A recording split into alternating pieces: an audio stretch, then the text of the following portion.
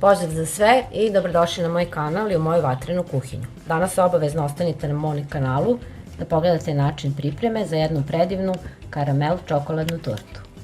Za prvu koru odvojite 4 belanaca i 4 kašike šećera i sve lepo penasto umutite u čvrst sneg.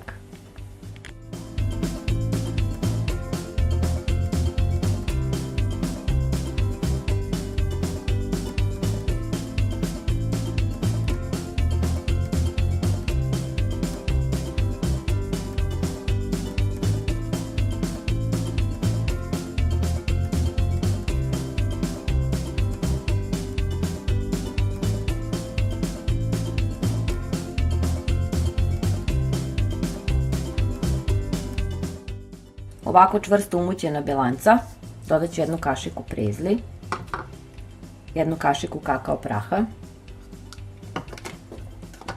1/3 praška za pecivo i 2 supene kašike krupno samlevenih lešnika. To sad lepo sve sjedinite, promešajte i pripremite kalup gde ćete peći ovu koru. Znači premažite uljem i stavite brašno, vrena je na 180 stepeni, već se zagrejala, i stavite koru da se peče dok ne počnu da se odvajaju ivice od pleha.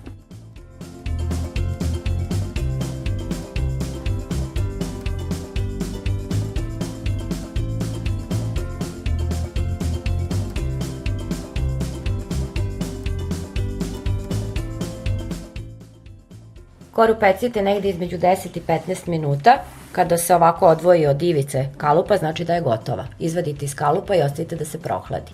Ispecite još 2 takve iste kore i takođe ostavite da se prohladi. Na laganoj vatri otopite 2 kašike mleka i 200 g lešnih karamela. Ovako otopljenu karamelu premažite preko svake kore, dobro prohlađene. Znači na prohlađene kore vruć karamel.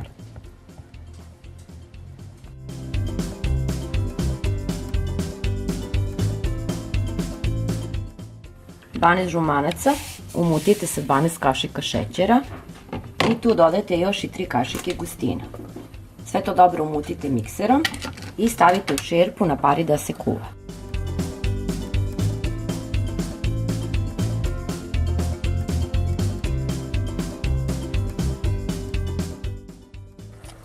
Umućen fil stavite u drugu šerpu, sipajte vode i ovaj fil ćemo kuvati na pari.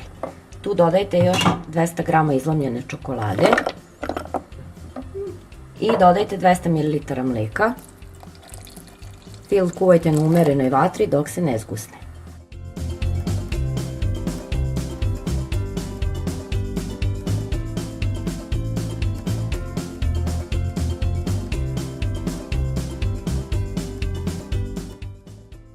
Znači fil je gotov, kada vidite dno šerpe, znači kad varjač ostavlja trag, znači to je dovoljna gustina, ostavite ga negde sa strane da se dobro ohlađen fil, dodajte 250 g margarina i sve mikserom fino sjedinite, da dobijete kompaktnu smesu.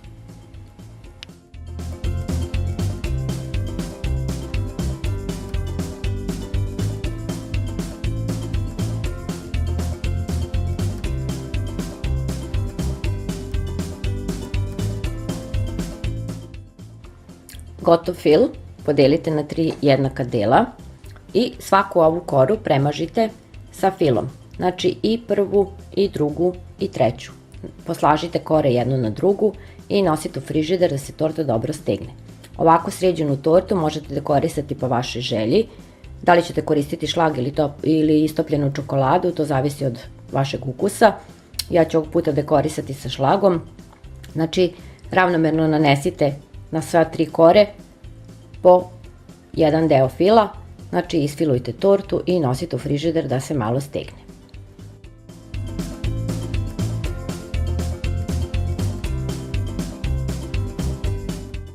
Nadam se da ćete rado isprobati ovaj recept i do nekog novog videa i video recepta. Sve vas puno bolje pozdravlja, vaša Vatrena.